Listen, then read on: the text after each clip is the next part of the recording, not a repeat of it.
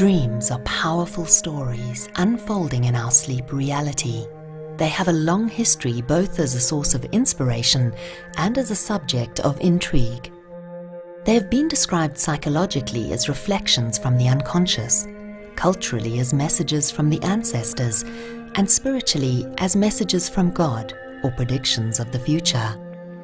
Most intriguing of all is the belief that maintaining lucidity and awareness while dreaming provides us with a useful stepping stone on the path to spiritual enlightenment.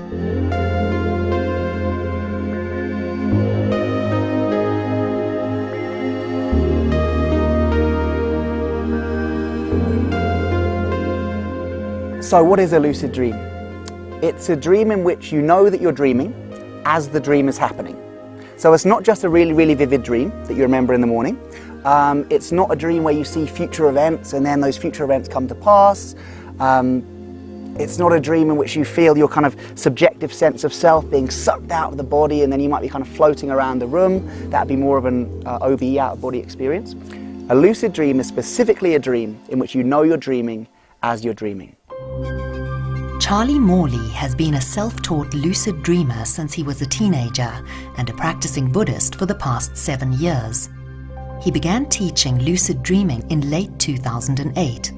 Since then, he has run a number of lucid dreaming courses internationally, including in South Africa.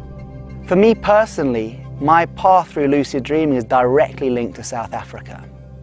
Although I'd been lucid dreaming since I was 16, the first time that my own lucid dreaming practice became recognized as something that might be a benefit to others was while in South Africa. You know, I'd come out here to do a retreat with one of my teachers, Rob Nairn, who's a wonderful Zimbabwean-born, but now based in South Africa, meditation teacher. And I'd come out with him to do a retreat. Now, he is a death and dream specialist.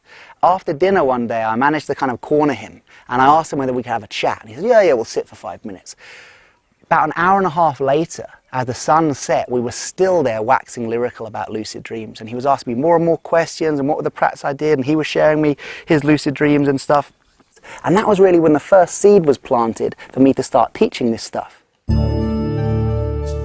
Imagine if you became lucid right now and you realized that this was a dream. The first thing that would happen was that these barriers would be broken down. In this room we have people of different ages, different races, different genders, and because of that there's a sense of separateness. But if I was to become lucid now, I would be one with all of you.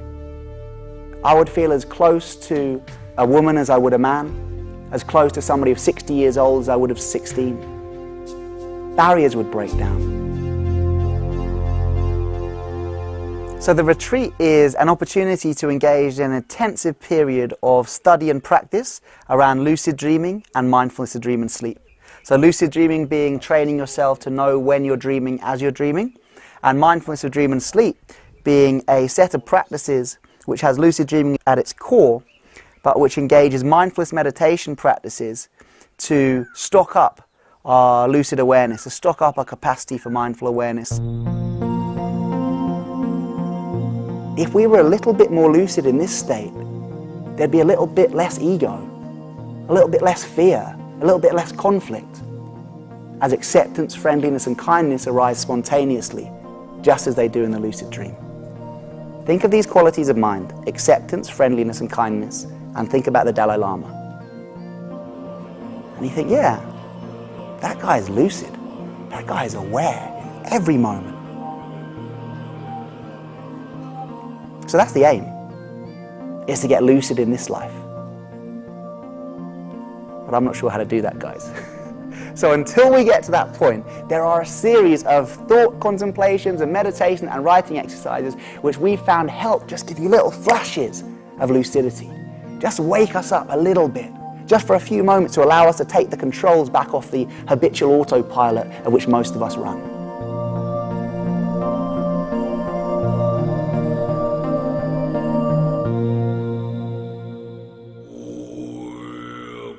For over 1,000 years, Tibetan Buddhists have been practicing lucid dreaming or dream yoga as a means of approaching enlightenment. In this pursuit, they have developed elaborate techniques for inducing lucidity and gaining mastery over their dreams. But lucid dreaming practices are not restricted to Buddhists. Although dream yoga was most famously pioneered in Tibet by Tibetan Buddhists, you find lucid dream practices and dream work practices in pretty much every tradition. The Sufis, for example, have got practices all around conscious sleeping and lucid dreaming. In fact, in Orthodox Islam, you find our first dream dictionary, an interpretation of dream symbology. Within Christianity, the early Gnostic Christians, one of their central metaphors with the lucid dream. So it's not the lucid dream work is exclusive to Tibetan Buddhism, it's that Tibetan Buddhists really made it into a science. They really kind of nailed this practice as something that could lead to awakening in the waking state and also something that could be taught to others. Fundamentally, what the Buddha said is we are all already enlightened beings and we've bought into a deluded notion of something different. And that causes us to experience what we bought into. So if we stop just there, the Buddhist view is we are already in a dream. This that we call reality is already a dream, and the actual reality is our enlightened nature. So the Buddha, for example, is called the awakened one. He woke up to the illusion of this dream. If we train to be lucid in our dreams, spontaneously we challenge illusion, because we see, what I thought was real is in fact an illusion of my own mind. And secondly, we challenge ignorance, because we see, hang on, what I thought to be real is in fact not real. I now know more than I did. I am closer to experiencing the reality of the situation than I was before.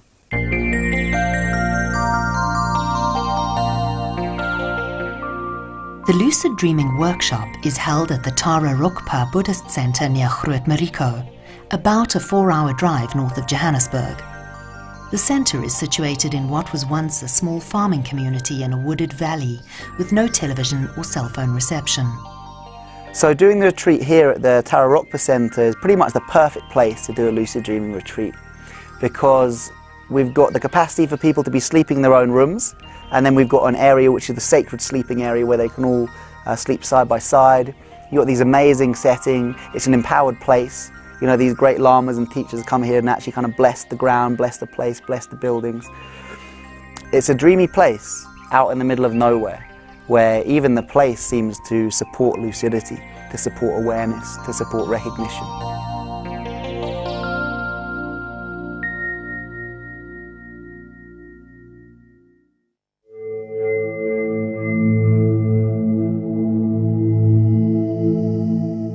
I was initially drawn to lucid dreaming because of a lucid dream I had. I had read about lucid dreaming briefly, did a couple of the very basic practices of just stopping throughout the day, occasionally pausing and asking myself, am I asleep or dreaming?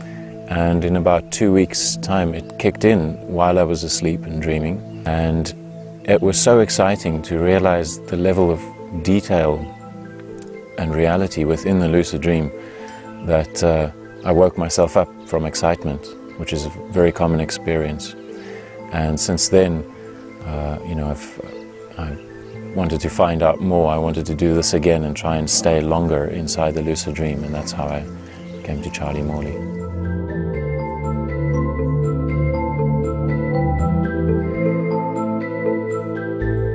Charlie's retreat is held over a period of 4 days. Each day begins with mindfulness meditation, followed by lucid dreaming teachings.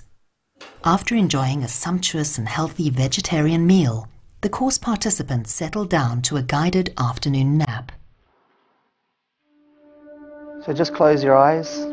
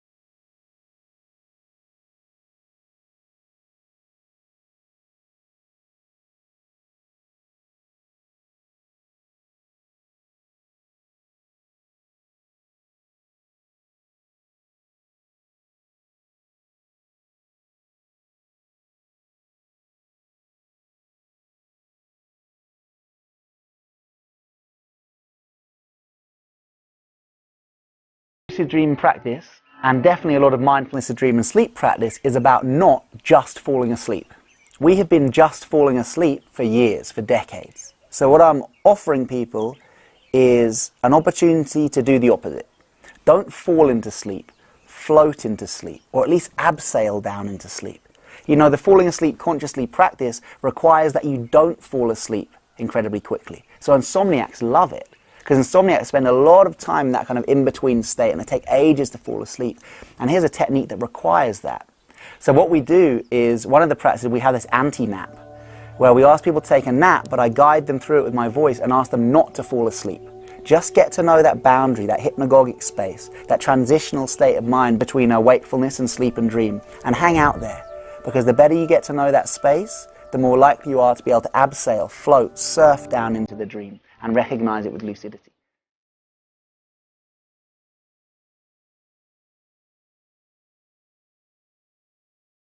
Be aware of the contact points between your body and the ground beneath you. Visualize the shape of your body. Now bring your awareness from the external body to the internal.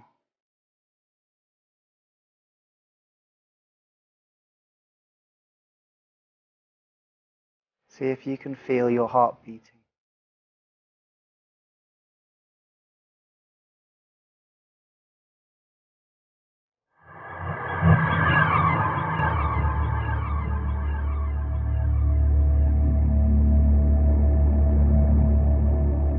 When we dream, we find ourselves in complete worlds, as richly detailed, moving, and impressive as the world of waking life. The ability to create these worlds is the natural endowment of the human mind. This freedom, hard to imagine in our highly constrained waking reality, is astonishing, exhilarating, and inspiring. The laws of physics and society are repealed. The limits are only those of the dreamer's imagination. Yet, as fascinating as this dream world may be, it is the use of dreams through lucidity that is truly important. Lucid dreaming is a form of mind training in which we train our minds to recognize the dream as we're in the dream. Like all forms of mind training, the point is to strengthen our capacity for mindful awareness, to be more aware, to be more awake, to be more present. Not only in our dreams, but in our waking states as well. I spoke to Lama Yeshe Rinpoche about this and asked him, to really condense this, to really sum it up into one point. And he said, more awake, more aware. More aware, more kind. More kind, that's the point. And that is the point of all mind training, of all spiritual practice, is kindness. Every time you have a lucid dream, you are strengthening your capacity for mindful awareness, not only in the dream, but in the waking state. And that mindful awareness will lead us to be more kind to ourselves and others. To be more awake, more aware in both our dreams and our daily lives is one of the greatest gifts you can give yourself and others. It's only when we're fully awake, when we're fully aware, that our full human potential is realized.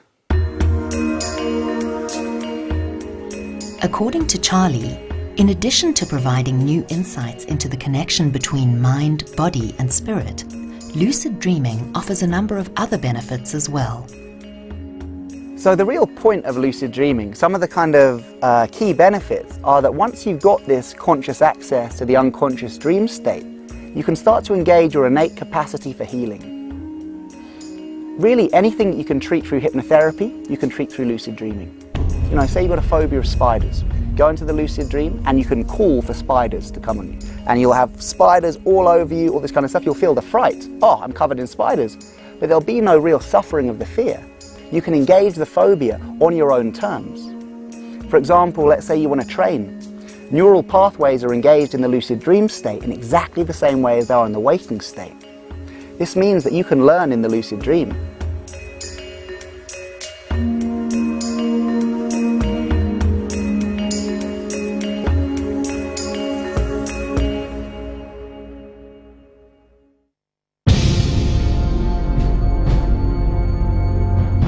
We've all woken up in the middle of the night in a cold sweat, scared by something in our dreams. And for some people, it's a nightly occurrence.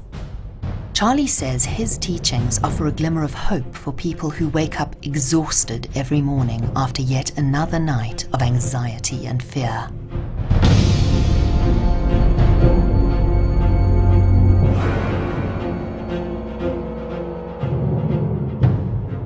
One of the most direct applications for lucid dream training is as a treatment for nightmares.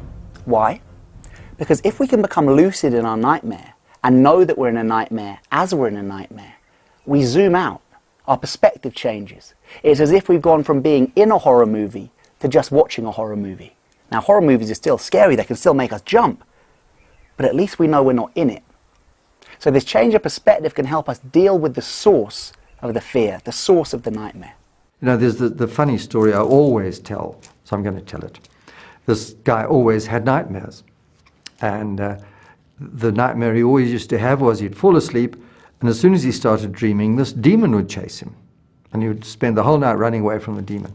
Anyway, one night he thought, this is no good, I'm not going to go on with this any longer. So the demon was chasing him, and he stopped, and he turned around, and he faced the demon, and he said, "Why are you chasing me? What do you want?"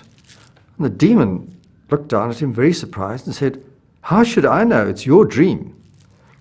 And when you really look at that and you realize the nightmare is you trying to be heard, then it's great.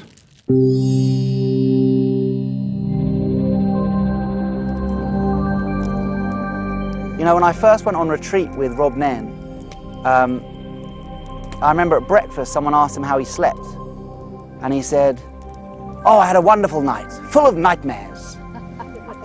And I remember thinking, this guy's crazy. But you know, a few years later, I realized what he meant. Well, nightmares, I find hugely valuable. You know, I was so disappointed when I stopped having nightmares because they are very powerful dreams and they're usually making very powerful psychological statements. And if you go into your lucid dream training, once you start having nightmares, you learn really to face your own psychological issues, particularly to face your fears. If you can engage your nightmares with full lucid awareness, then not only do they cease to be nightmares, but they turn out to be amazing possibilities of transformation and clear seeing. And the easiest way to look at the transformation of nightmares through lucid dreaming is through something that's called shadow integration. So the shadow is a term pioneered by Carl Jung, used to describe the parts of the unconscious mind which we have denied, disowned or rejected. The shadow is our dark side, but a side of which Jung himself commented that, in spite of its function as a reservoir for human darkness, or perhaps because of this, the shadow is the seat of all human creativity. So the shadow is not evil, the shadow is not bad, the shadow is just a part of ourselves which we're unwilling to face. When we get lucid in our nightmares and we go towards the source of our darkness, the source of our fear, some people are scared that this fear will end up consuming them. But actually that's not so. It's a bit like fire. If you let fire get out of control, it will consume you, it will burn you. But if you work with fire, it can be the source of warmth and the source of sustenance for ourselves. And it's just the same with the shadow integration, the integration of the dark side of ourselves which we have unconsciously rejected, denied or disowned. To come into a relationship with the shadow is one of the most important relationships of our lives. And far from consuming us, it actually helps keep this fire within us as a source of warmth rather than a source of destruction. Correctly explored, dreams can help to enlighten us about ourselves.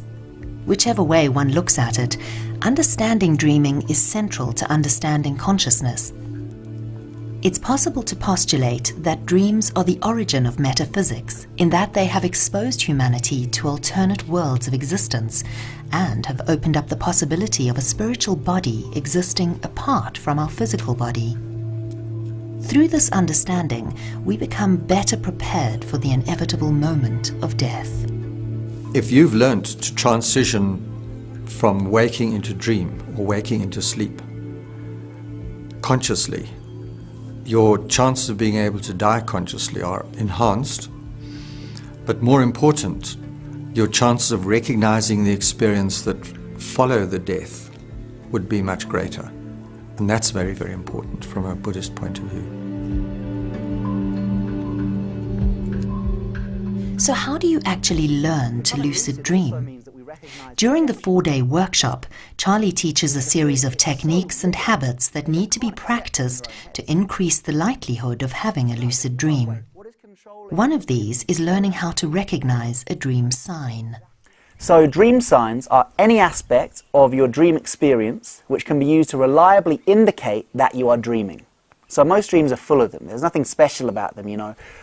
Flying pigs, dream signs. Talking to your dead grandmother is a dream sign. Being in the house which you grew up in but in which you no longer live is a dream sign. Being naked in public is a dream sign. You know, any aspect that can indicate to you, this is a dream, that's a dream sign. And what we do is, well, first of all, you try and spot them as they happen in the dream, because then you could become lucid. But if not, you actually go through your dream diary, you go through the recalled dream and you spot your dream signs. You go, I could have got lucid if I'd have recognized that I was speaking to my dead grandmother. I could have got lucid when I recognized that a pig flew through the sky. So what we do is we create mindfulness triggers. So the next time those things happen, we will get lucid, because we set up a trigger to recognize. The next step is to develop the habit of doing reality checks. A reality check could be something as simple as switching a light on and off, reading text, or using digital or electronic devices. Charlie maintains that it's virtually impossible to do any of these things successfully in a lucid dream. Another reality check is trying to repeat the same action twice. The one that I like to do is to look at my hand. If I think I might be dreaming, I look at my hand, I look away and I look back again. And on a second look, the hand will change in some way 95% of the time. The reason for this is that dreaming is a right brain dominant activity. But the file for detailed pattern recognition is stored in the left brain hemisphere. So if I try and replicate a detailed pattern twice in quick succession, the dreaming mind struggles to do it. It doesn't quite have the computational power, leading to a close but incomplete rendering. So I'm in a non-lucid dream, and I find myself in a forest. And I walk through this forest, still not lucid. I'm walking through this forest, and I'm crunching the leaves under my feet, walking through the trees, and then the path opens up into a clearing. And I look around this clearing, still totally non-lucid, and then I see something. Complete dream sign. I see a fire extinguisher stuck up a tree. Bright red fire extinguisher there in front of me. And I'm like, no way. That doesn't happen in reality. How did the fire extinguisher get there? I must be dreaming. I do a reality check, look at my hand, look back again, comes back positive, and I know I'm dreaming. I'm now lucid. Perhaps one of the strangest techniques that Charlie teaches he calls, unsurprisingly, the weird technique. The weird technique is doing reality checks during the day. So as you go around your daily life, anytime something weird happens, anytime you experience deja vu or kind of glitch in the matrix, or someone says something at the same time as you, you think, that's weird. Am I dreaming? You ask the question and then you answer it with a reality check. Now, of course, I know that I'm not dreaming, but what I'm doing is I'm creating a habit of doing reality checks anytime I see something weird. So that when I go to sleep at night and something weird happens in the dream, I habitually do a reality check, but this time the hand changes and I get lucid.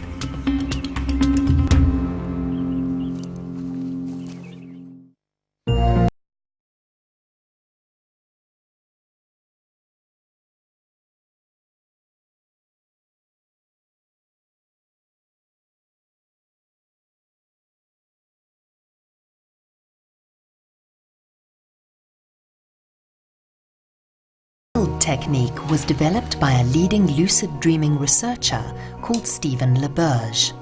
The mild technique, or mnemonic-initiated lucid dream, is a lucid dream induction technique that uses prospective memory, visualization, and autosuggestion, or self-hypnosis, combined together to allow you to become lucid within your dreams. The way it works is this. You wake up in the early hours of the morning after an extended period of sleep and dream, and you recall the dream you were just having.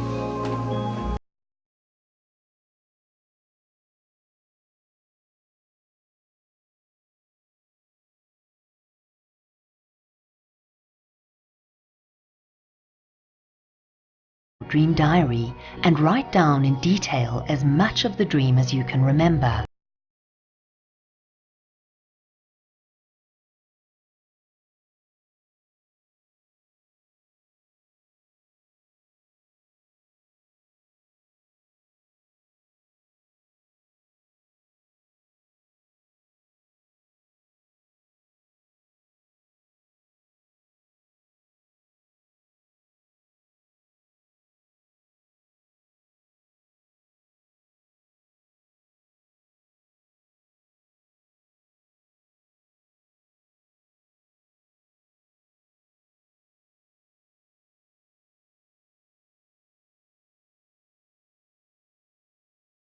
Put the dream diary away, turn off the light, get back into bed. Enter the hypnagogic state. Once you're in the hypnagogic state, you set your intent, which in this case is strong motivational intent around next time I'm dreaming, I remember to recognize I'm dreaming. Once you've set that intent very strongly, you now visualize yourself back in the dream that you were just having.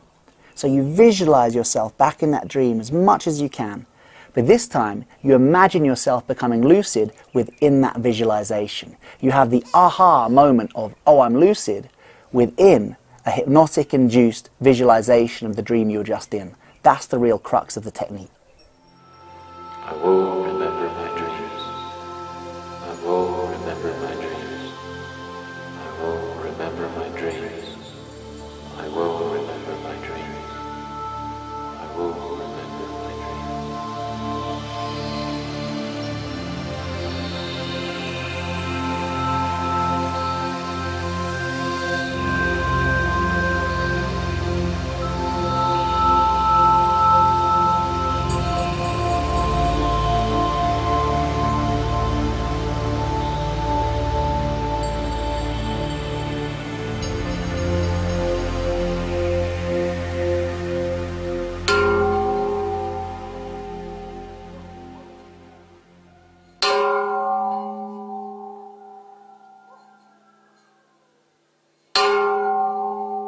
On the lucid dreaming retreats, we actually break up the sleep cycle into sections, giving us more chances to engage the lucid dream practices.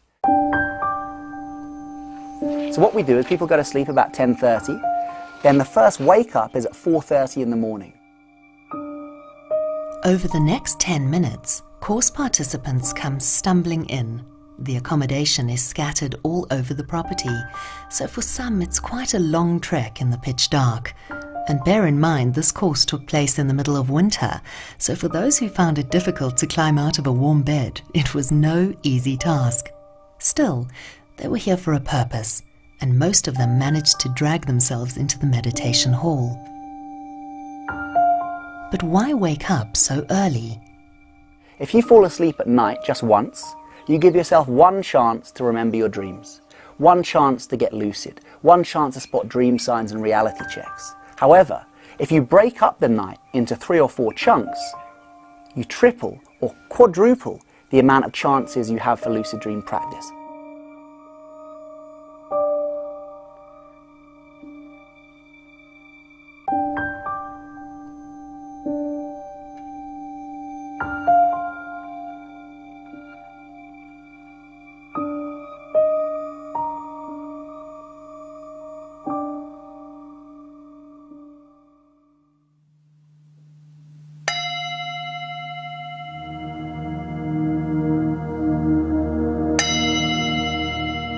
At 6 a.m., while it's still pitch dark outside, the wake-up gong is rung and participants sleepily roll over and record their dreams in a dream diary. Keeping a dream diary is really fundamental to lucid dreaming. I mean, you can have lucid dreams without keeping a dream diary, without regularly recalling your dreams, but it's much more unlikely. And even if you were having lucid dreams, you probably wouldn't remember them because you aren't keeping a dream diary. So one of the fundaments of lucid dream practice is every morning or in the middle of the night, whenever you wake up, write down your dreams, get to know your dreams. Now, this isn't because we want to interpret the content of the dreams, although that can be very interesting. For lucid dreaming practice, the reason we write down our dreams is because we want to get to know the territory of our dreaming mind. What's going on there? What sort of dream signs can we spot? What opportunities for reality checks are there? Get to know your dreaming mind, because the better you get to know it, the more likely you are to recognize it when you're in it, and thus become lucid.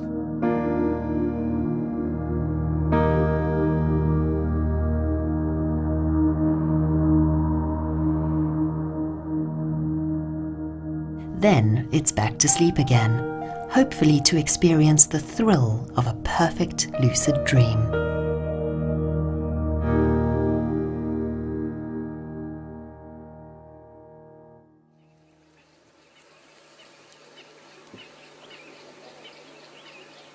The new day begins gently at the Tara Rokpa Center, the silence broken only by the sounds of nature.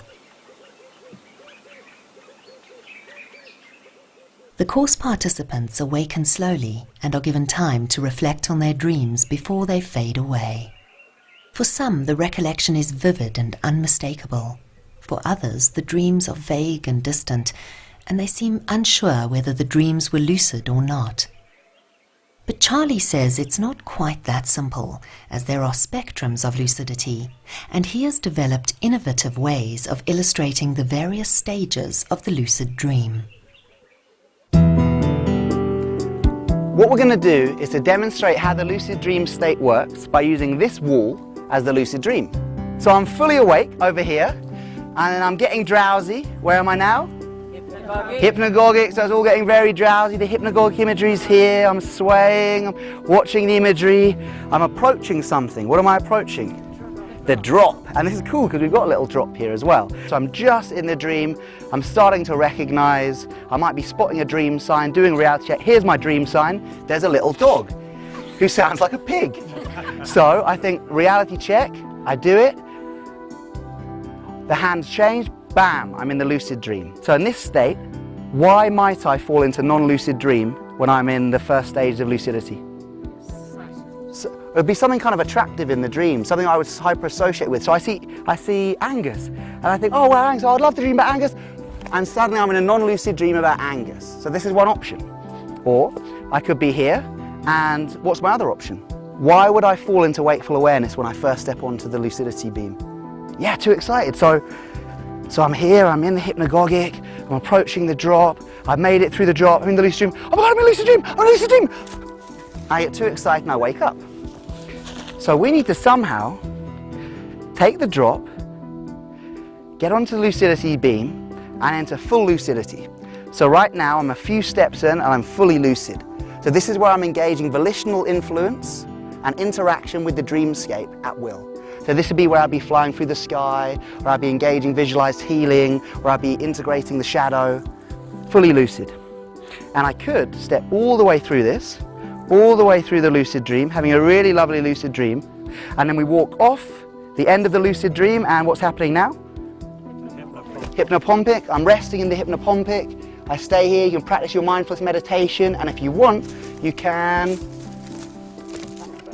back to the lucid dream. According to Rob Nan, the hypnopompic state is even more valuable than the lucid dream itself. You have your last dream of the night, which is usually the fifth dream cycle. You would classically come out of that into the first stage of waking, where you know you're awake but you haven't yet begun to think, and typically the essence, the flavor of the dream will infuse that state. And that's called hypnopompic.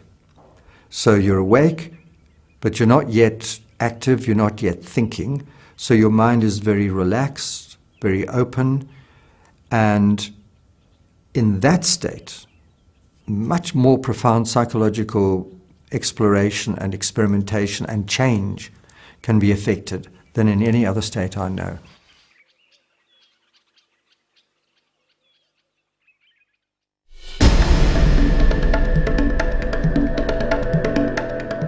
Human existence is a fascinating dance between waking, sleeping, and dreaming. Buddhist teachers tell us that most of us traverse these three states in mindless oblivion. The ultimate purpose of life, they say, is to transform this dance into one of awareness and focused clarity.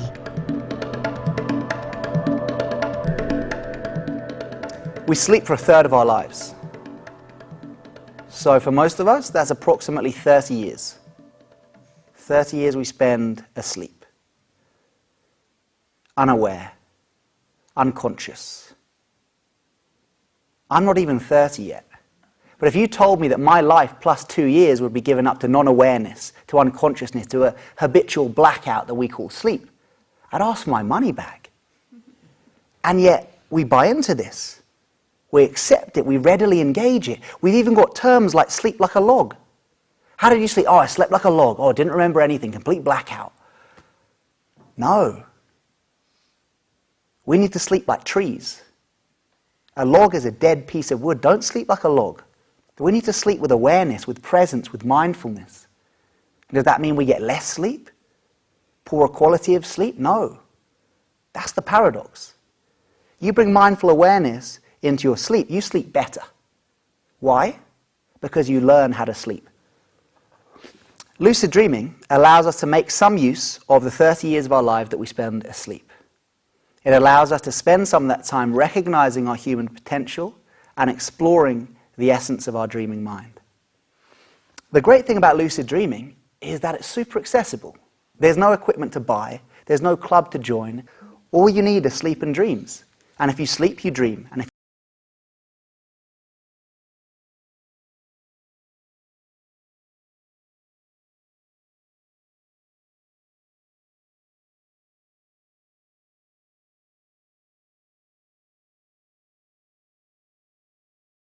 For lucid dreaming to become a real part of your life, you need to create some new habits in the way you sleep, the way you dream, and the way you approach the nighttime.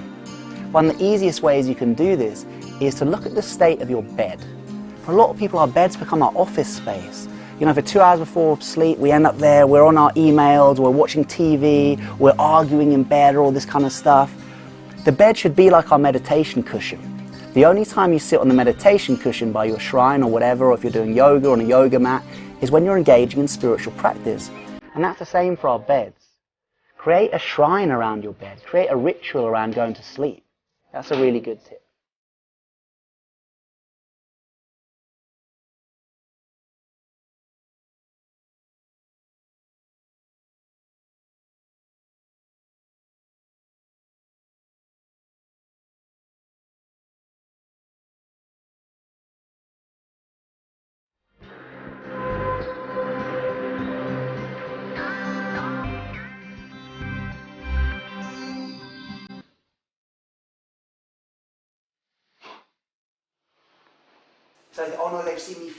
One of the highlights of the workshop was when the participants eagerly shared with others their very first encounters with dream lucidity. So our second dream circle. So I'll feed around the left as always and take a few minutes to let us know how your night was. This is the time to get it off your chest, guys. If you want to have a moan, and, oh, I couldn't sleep at all, and there were snorers and all this kind of stuff, bring it to the circle, and it will dissolve in the shunyata empty circle. So rather bring it here than holding anything for the rest of the day. It's all good. It's a safe space. Okay. I had 3 moments of lucidity. So the first one, I was in the situation where my life was threatened, and there was suddenly a mirror in front of me. And I said to myself, I must be dreaming. And then I shouted out to the mirror. I stuck my hands out and I said, I'm lucid in my dream. Yes. And and then the guy with the knife faded away. And then I went straight back into the same dream, carried on with that until the threat stage got big again, and there was another person with a knife, and I was in a very narrow corridor. And I said to myself again, I'm lucid in my dream. And then I moved the person to the side and went through a door and carried on with the dream. And then the third time, it was still in the same dream, a wall popped up in front of me, and it had all these crystals, and I said to myself, I'm dreaming, I need to take a crystal and put it in a teapot. As you do. As you do. So that might have been a sign. But then, you know, so then there was nothing else after that. Okay, so great stuff. The lucidity flashes you were having were great. They were stable. You know, you became fully lucid and you engaged the dream with volitional influence. The thing that kept coming up was it was fear that was getting you lucid. Now, interestingly enough, most people's first lucid dreams start as experiences which could be likened to nightmares. In fact, I think it's about a third of all lucid dreams start as nightmares or experiences of fear. The first 6 hours was a deep sleep, no dream recall at all. I woke up very quickly with the alarm. I was actually very aware of that transitional state between being awake and, asleep. During the night, I took a long time going to sleep, but I did sleep, but lots of flashes and nothing tangible, lots of images. The thread was almost there. It was like I could just about touch it, and I had touched it, but I just couldn't unravel that. It felt like a freezing cold body, got into my sleeping bag. And then when I turned to look at it, it was headless. And then I jumped out of the sleeping bag, and I'm like, geez, that's strange. And then the head started talking, and I'm like, that must be a sign, a dream sign. And as I got excited that I might be becoming lucid, then I woke up, and it was like, oh no, dude, why? I'm kind of worried because my dreams seem to be so much like reality. They don't have weird things going on like fire extinguishers in trees and headless chickens and headless bodies and that sort of thing. I had a long period of dreaming. Then for some reason I looked at my hand and I was like, am I dreaming? And I saw this big balloon hand. I was like, yeah, okay, I'm lucid. And I thought to myself, okay, I want to fly somewhere. And suddenly everything started to manifest into that crisp detail. Yeah. And the most amazing sense of, once I got here, I was like, wow. I felt as if I'd been meditating very deeply for a long time.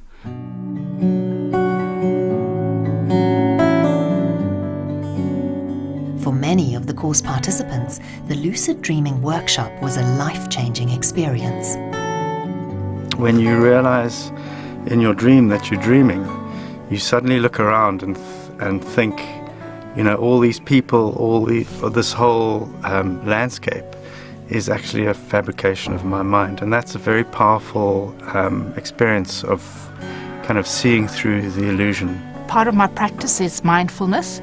And so to take that mindfulness through into the dream state is amazing. When I realized I was lucid and did the reality check with my hand, I got so excited that I just decided to fly. And I flew over the house and landed in the front garden, and it was exciting, it was inspiring. But what I'd like to practice now is using it for spiritual practice. You're constantly checking in with yourself whether you're dreaming. And a lot of the time you are actually dreaming when you're awake. Dreaming and the dreamscape and sleep time is an important amount of time to be able to engage in spiritual practice as the more traditional waking time. Just trying to become aware of one's dreams and making friends with them and understanding part of Charlie's teachings has really enabled me to take those teachings into my daily life as well. I think it also helps you to see the connections between you and other people, and ultimately, although I haven't reached this stage, to see that in fact we are all one. Just to really experience it firsthand has opened up a vast, I suppose, really centered realization of the possibilities that come from lucid dreaming. Spiritual practice doesn't stop. You can think that you've reached a pinnacle in your own life or your practice, or you think you know it all. There's always somewhere deeper to go, and there's always something more to learn.